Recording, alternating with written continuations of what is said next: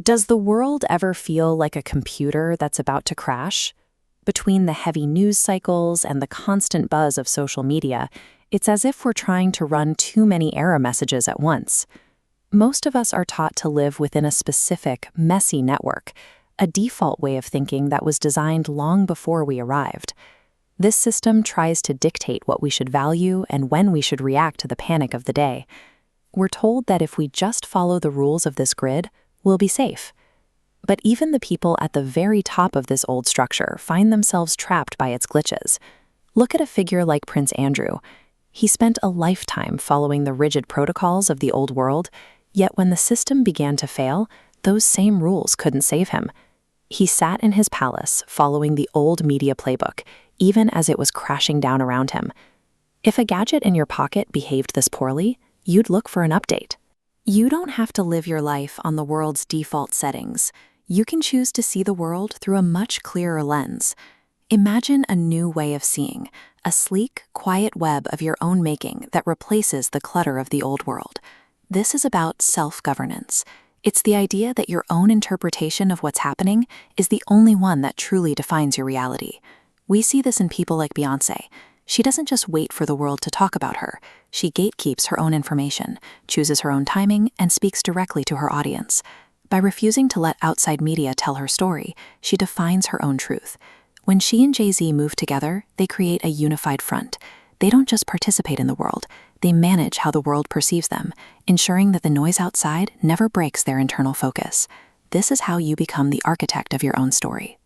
You stop asking for permission to decide what is important and start building a reality that serves you. In this new way of thinking, information is simply a dot on a map. Instead of feeling overwhelmed, we see points of interest waiting to be connected. For example, you might notice Venus in the night sky, appearing next to a specific group of stars. On its own, it's just a beautiful sight.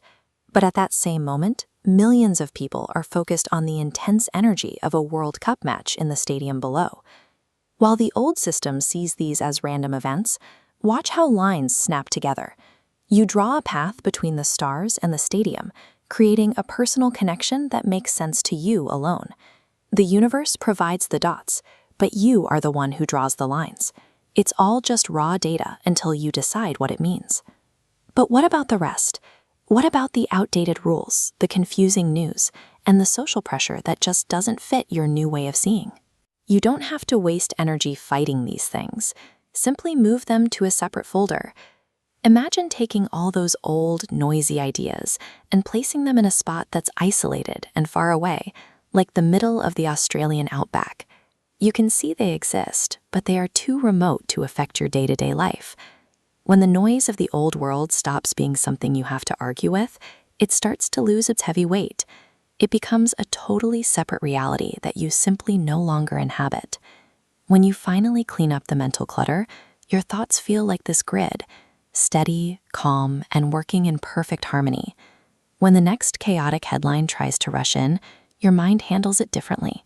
It strips away the panic, looks at the facts, and places them exactly where they belong. This is the feeling of absolute clarity. It's the peace that comes when you realize that you, and only you, are the one deciding what gets through the door. The next time the world feels like it's crashing, remember that you don't have to follow the old script. You have the power to step back and write your own.